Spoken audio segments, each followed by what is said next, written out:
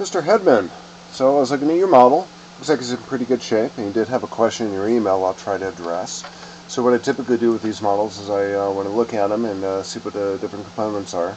I'll start with the assembly and see that everything's lined up correctly, and see what sort of function you have in here. So it looks like you have some rotation. You also have some translation in here up and down. And I believe, according to your email, it says and this is how you wrote it. I still have to add some slots for the table legs on the rotating wood platform.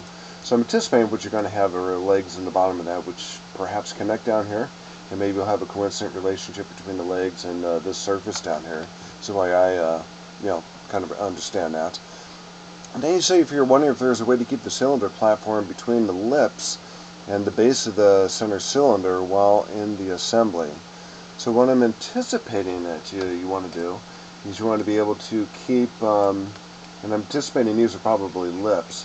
If I were to click on that and go into your center cylinder, there's no indication in here that it is, those are lips, but let's go and open that up and take a look at that. What you might want to do, if these truly are the lips, you can identify where that, feature is in your feature manager design tree by clicking on, not necessarily that, because that'll go to the base feature, but click on something that's definitely unique to that one feature, which is going to be that edge, or maybe this edge over here. And then you might want to rename that to lips. If you just slowly click inside of that, and it gives you the ability to rename that. Something else you probably want to do here too, that looks like an awful weak feature. Might want to maybe increase the depth of that. Looks like fully defined sketches in there, which is good. That's exactly what you want. So maybe instead of that small 25 thousandths of an inch down there, you might want to make that maybe a quarter of an inch in thickness, and then rebuild that. And that looks like it's a little bit more robust. You might want to make that a little bit thicker from side to side, but it's up to you. I'm not certain what the intent of your modeling is here, but it just looks like kind of a weak tab. But everything else, as long as they're here, let's go ahead and check this. Looks like all your sketches are fully defined. Circular sketches are really easy to define. It isn't a whole lot there. And this happens occasionally. It may happen to you, and it's happened on a couple models I've reviewed this morning. This extra notation in here, this extra text in here, is actually part of what defines that dimension. And for some reason it's putting it in here. I think it might be a memory issue, or a capacity issue on the computer. So nothing to be alarmed. If you see something like this, I think if you close your file and reopen it again, it probably would disappear.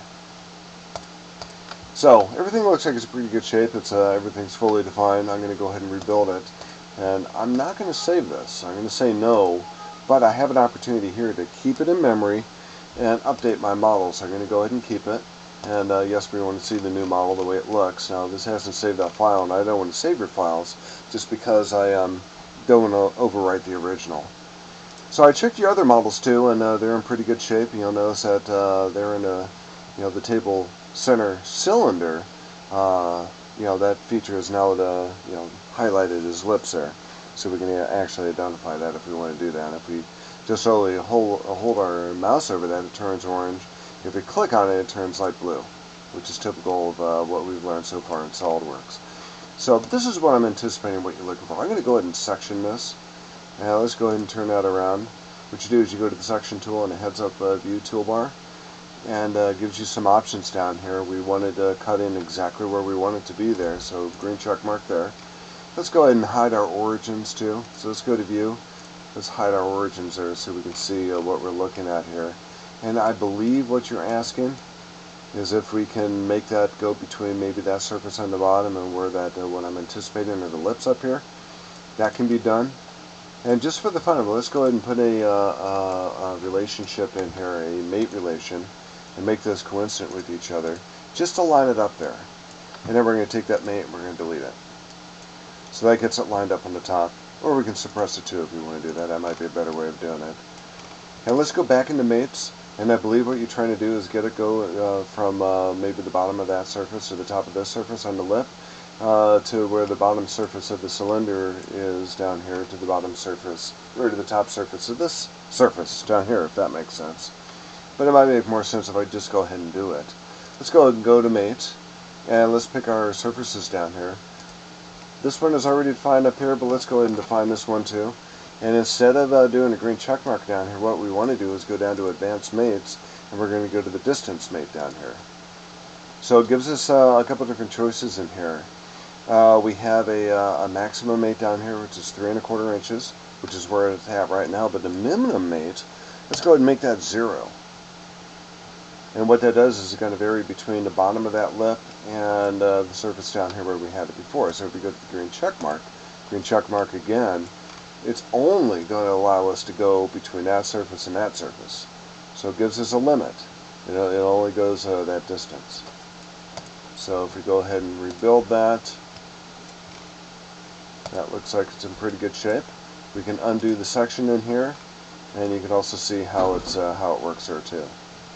So if you want to manage this in such a manner where it doesn't rotate like that, you can do that too. If we go to the rotating table platform, since it happens to be on top, we can take the front plane of that and perhaps the front plane of the assembly and mate those together, and then it won't rotate.